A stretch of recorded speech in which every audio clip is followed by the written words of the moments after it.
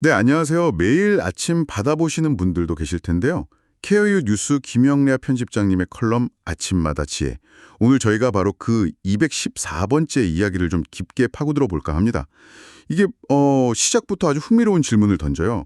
만약 당신이 최고의 기술을 가진 프랑스 제빵사인데 사랑하는 사람을 따라서 독일로 이주했다면 어떨까요?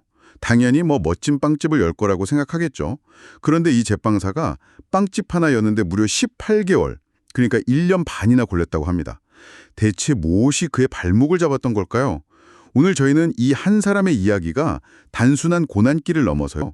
유럽이라는 거대한 공동체에 숨겨진 문제, 그리고 또 인생의 전환기를 맞은 우리, 특히 시니어 세대에게 어떤 질문을 던지는지 깊숙이 들여다보겠습니다. 네, 이 칼럼이 정말 시의적절하게 문제를 짚어냈습니다. 한 사람의 구체적인 경험을 통해서 거대한 시스템의 균열을 보여주거든요. 이건 단순히 기술이 있냐 없냐의 문제가 아닙니다. 눈에 보이는 실력과 눈에 보이지 않는 자격, 이 두 가지 가치가 어떻게 충돌하는지를 보여주는 아주 상징적인 사례죠. 어쩌면 오늘 이야기는 이 제빵사의 창문을 쪼개서 우리 사회에 보이지 않는 벽을 들여다보는 시간이 될 것 같습니다. 우리 사회의 벽이라는 말씀이 확 와닿네요. 좋습니다. 그럼 그 창문을 활짝 열고 한번 들어가 보죠. 주인공은 프랑스 제빵사 류도빅 제르보엥 씨입니다. 독일인 아내를 따라서 독일 남부 바이에른주로 이주를 했죠. 당연히 프랑스에서 정식으로 교육받고 취득한 제빵 자격증이 있었고요. 그렇죠. 프랑스 빵 하면 세계 최고 수준이잖아요.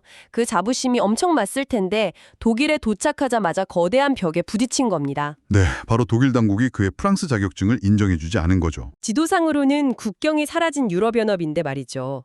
그의 앞에는 제도라는 이름의 훨씬 더 높고 투명한 국경이 나타난 셈입니다.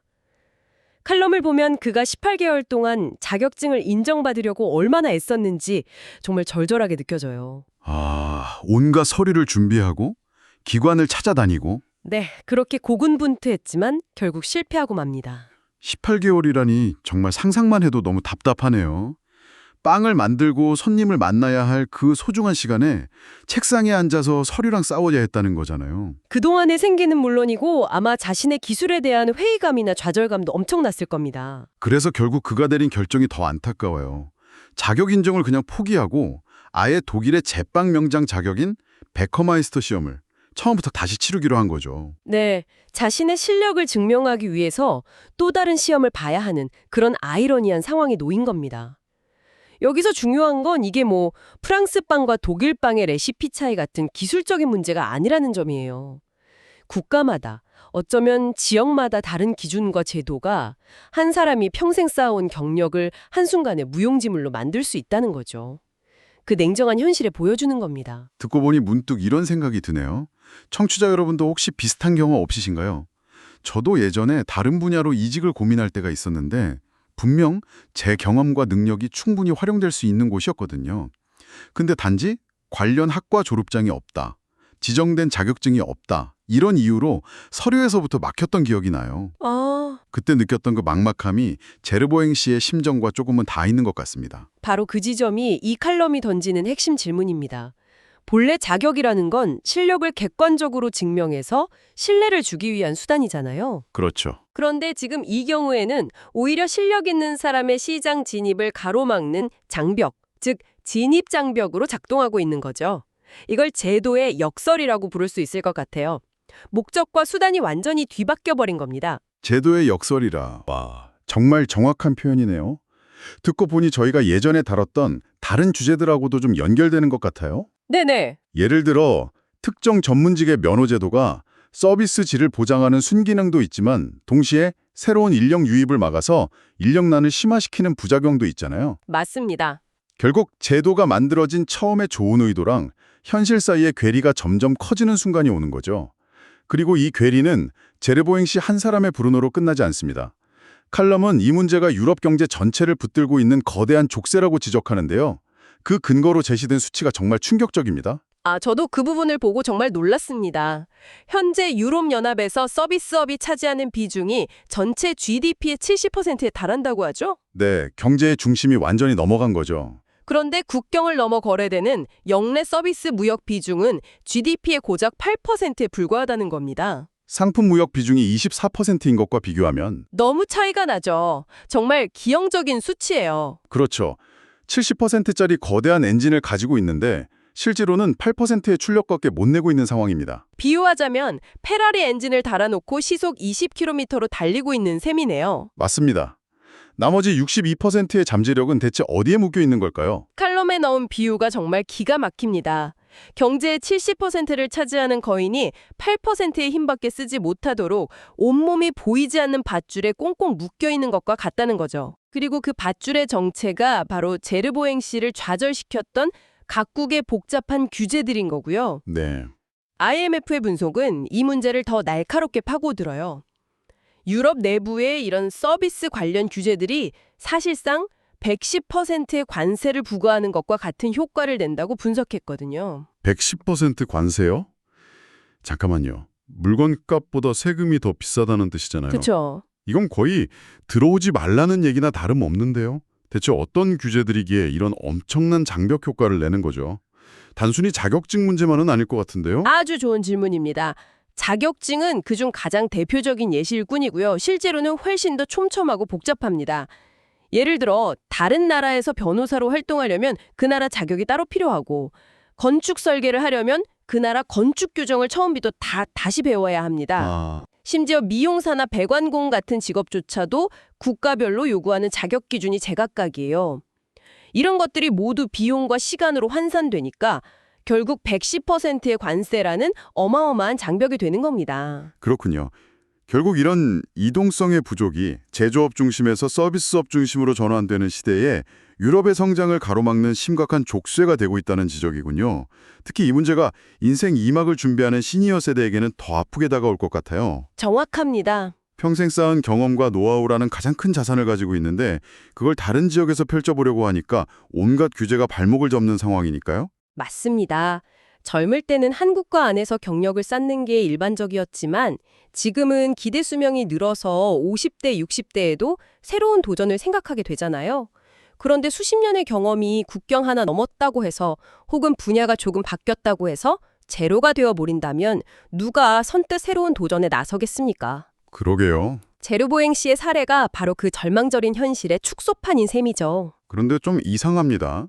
이렇게 비효율적이고 경제 성장을 가로막는 규제들이 왜 아직도 사라지지 않는 걸까요? 당연히 이 제도를 유지하려는 쪽의 명분도 만만치 않을 것 같은데요. 물론입니다.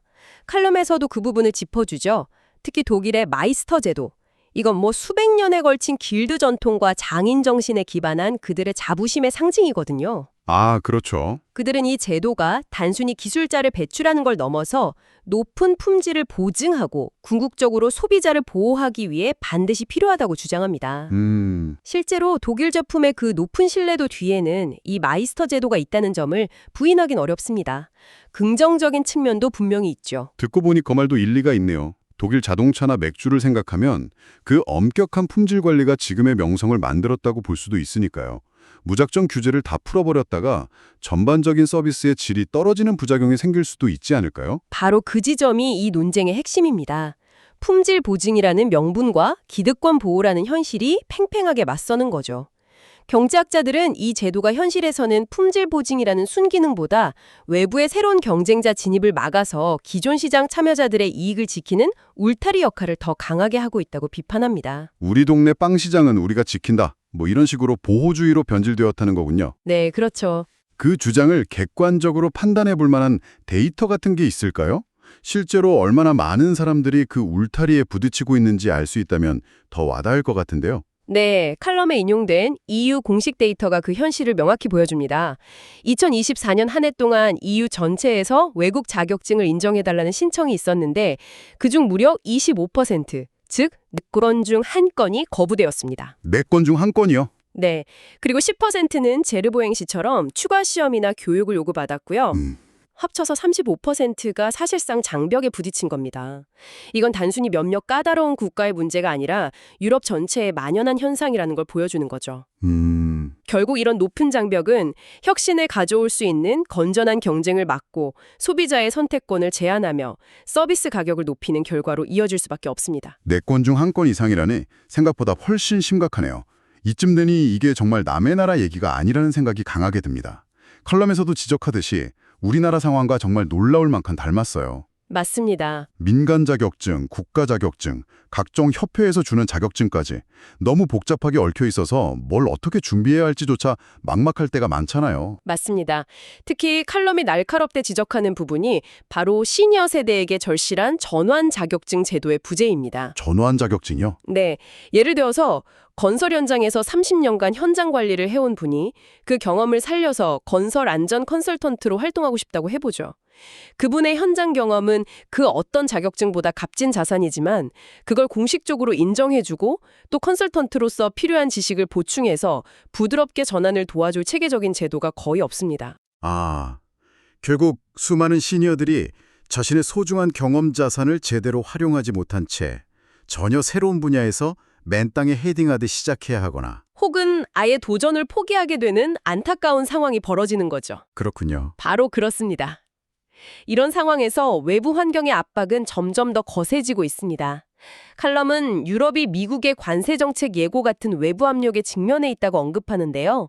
이런 글로벌 경쟁이 치열해지는 상황에서 자기들끼리 만든 내부 장벽 문제조차 해결하지 못한다면 세계 시장에서 뒤처질 수밖에 없다는 위기감이 전하고 있습니다. 그리고 그 위기감은 우리에게도 그대로 적용되는 얘기고요. 맞습니다.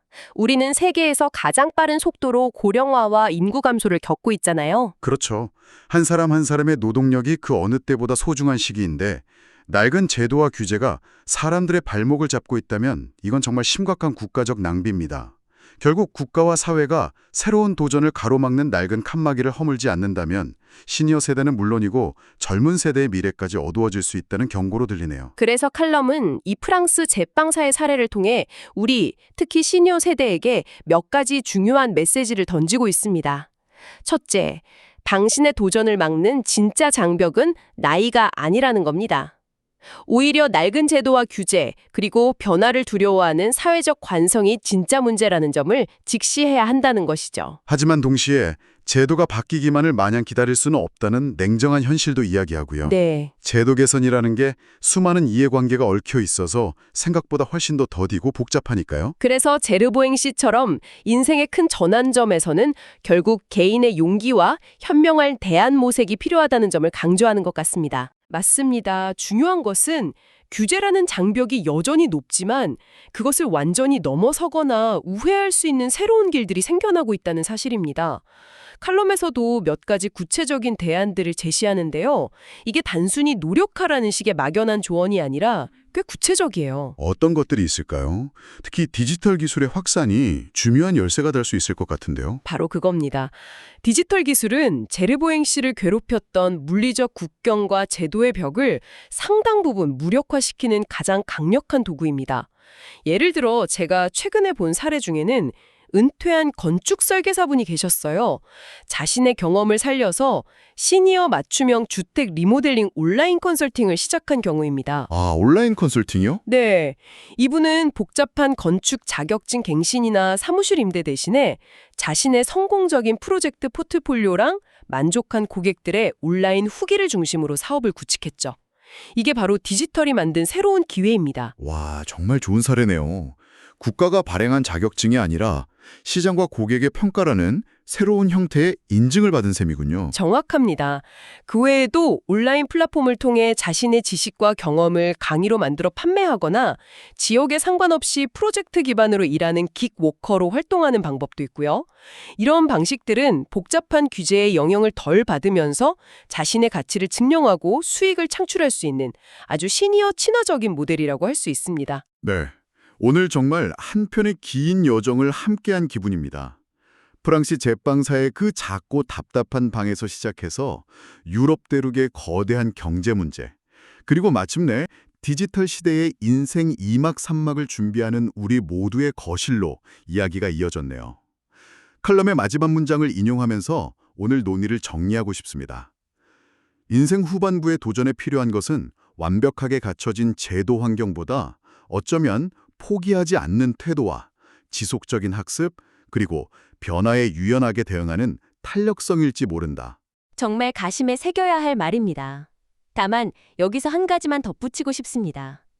개인의 노력과 사회의 변화라는 두 개의 바퀴가 함께 굴러가야 한다는 점입니다. 아, 칼럼의 말처럼 제도가 당장 바뀌지 않으니 개인이 현명하게 길을 찾아야 하는 것은 맞습니다.